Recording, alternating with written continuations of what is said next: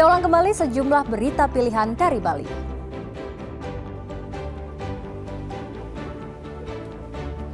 Seorang remaja di Karangasem mengalami luka tikaman senjata tajam.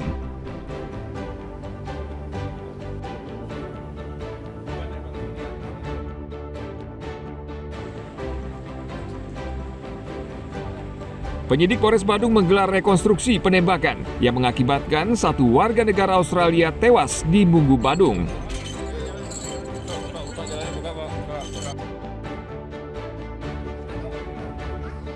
Pemerintah Kabupaten Bangli gencar melakukan vaksinasi dan meningkatkan peran tim siaga rabies atau TISIRA di seluruh desa dan kelurahan.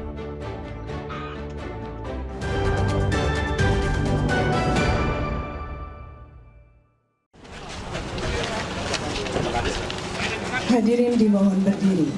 Selamat datang kami ucapkan kepada yang terhormat. Menyikapi tarif ekspor 19% dari pemerintah Amerika Serikat, pemerintah Indonesia melihat negara-negara Eropa sebagai peluang baru untuk ekspor produk UMKM. Kementerian Perdagangan sejauh ini tengah menjajaki peluang tersebut dan berharap bisa mendongkrak ekspor yang selama ini mengandalkan pasar Amerika Serikat. Menurut Menteri Perdagangan Budi Santoso saat melepas ekspor rempah dan madu di Denpasar Selasa 29 Juli lalu, Uni Eropa memiliki peluang pasar yang besar dibanding Amerika Serikat. Budi sebaliknya mengatakan, tarif impor produk Amerika Serikat ke Indonesia sebesar 0% tidak akan mempengaruhi karena sebelumnya komoditas tersebut masuk Indonesia tarifnya sudah 0%. Kita kesempatan kan luas ya, ASEAN kan kita 19%, termasuk yang paling kecil ya, bersama dengan Filipina. Tadi saya sampaikan kita punya alternatif pasar yang baru di EU, di Uni Eropa, ya 27 negara kita sudah perjanjian dagang, kemudian di Eurasia, ya. Oh kan yang diimpor kan produk-produk gandum, kemudian minyak, kemudian apa? Kedelai yang kita butuhkan, dan dari dulu kayak kedelai itu dari dulu udah 0%. Kalau dari barang dari AS di sini apa akan lebih murah Pak dengan dampak 0% itu Pak? Ya kan sudah banyak yang 0%, kayak kedelai itu 0%. Oke Pak, kasih bersama. Menteri Perdagangan meminta pelaku UMKM terus berinovasi dan siap melakukan penyesuaian pasar yang baru. Kementerian Perdagangan atau Kemendak akan membantu menghubungkan UMKM dengan pembeli melalui 46 perwakilan perdagangan yang tersebar di 33 negara.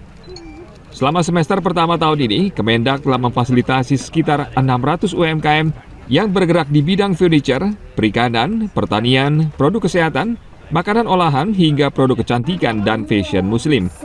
Total transaksi mencapai 1,4 triliun rupiah. Tim Liputan melaporkan dari Kota Denpasar.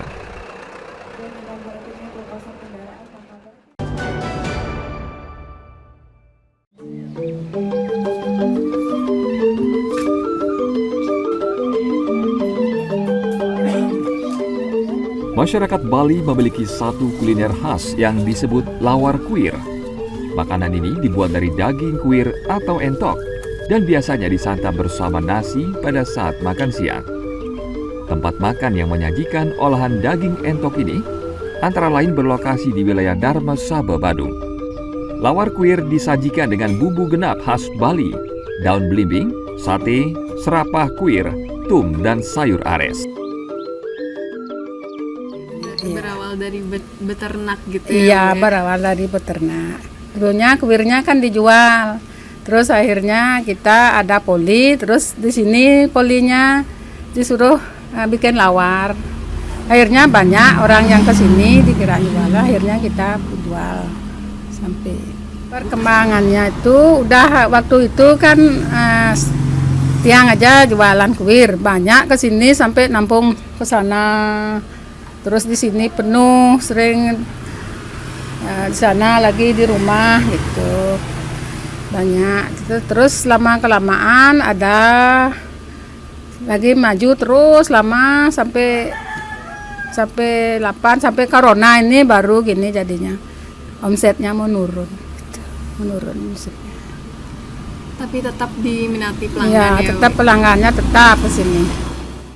Dari segi rasa sih menurut saya Artinya kalau selera saya dari bumbunya itu tidak terlalu menyengat. Jadi umuran saya sebenarnya sudah tidak boleh terlalu keras sih untuk rasa itu, makanya buat saya pas dari sini dari segi rasa gitu. Ya.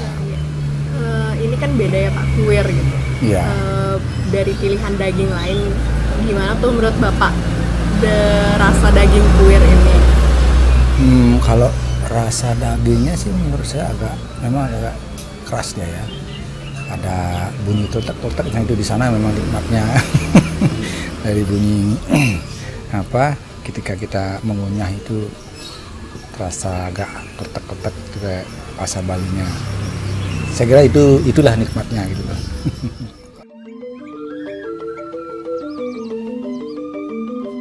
Tempat ini telah melayani pembeli selama puluhan tahun dan tetap diminati pencinta kuliner hingga saat ini. Satu porsi lawar kuir dijual seharga Rp25.000. Setiap harinya tempat ini dibuka mulai jam 8 pagi hingga 5 sore. Dengan cita rasa yang gurih dan harga yang terjangkau, menyebabkan tempat ini kembali dikunjungi para pelanggannya. Tim Liputan melaporkan dari Badung.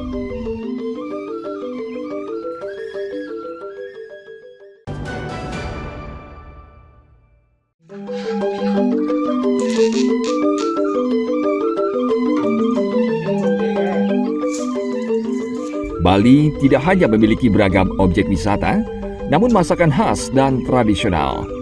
Salah satunya ayam keren, kuliner khas Kabupaten Bangli yang belum banyak dikenal orang. Proses membuatnya juga membutuhkan waktu lama dan kabarnya hanya beberapa orang saja yang memasak dengan benar sehingga rasanya khas. Anagung Anom Budi Arta adalah salah satu orang yang bisa memasak ayam keren di Bangli. Ia menggunakan resep yang diwariskan orang tuanya. Ia menggunakan 15 macam rempah-rempah yang dicampur menjadi satu. Ayam kemudian dilumuri bumbu, baik bagian dalam maupun luar, lalu dibungkus menggunakan pelepah pinang dan aluminium foil. Lalu ia memasaknya dengan oven selama 8 jam. Ya, kita banyak langganan sih. Langganannya kita kasih toleransi lah biar sama-sama jalan sama-sama ya, ada untung sedikit yang penting lancar gitu ya, itu prinsipnya. Itu servis ya, dibilang servis sih dari kita dari biar nggak terlalu menaikkan harganya. Satu ekor ayam keren bisa dipotong menjadi 10 porsi dan Anda bisa menyimpannya hingga 3 hari. Karena proses pembuatannya cukup lama dan tidak mudah, maka harga satu ekor ayam keren berkisar Rp140.000. Kuliner ini terbilang istimewa. Anda tidak bisa menikmatinya setiap saat karena hanya dibuat ketika ada pesanan, biasanya saat hari raya atau upacara, sebagai hidangan makan bersama. Jadi, Anda tidak bisa menikmatinya pada hari-hari biasa. Tim Liputan melaporkan dari Kabupaten Bangli.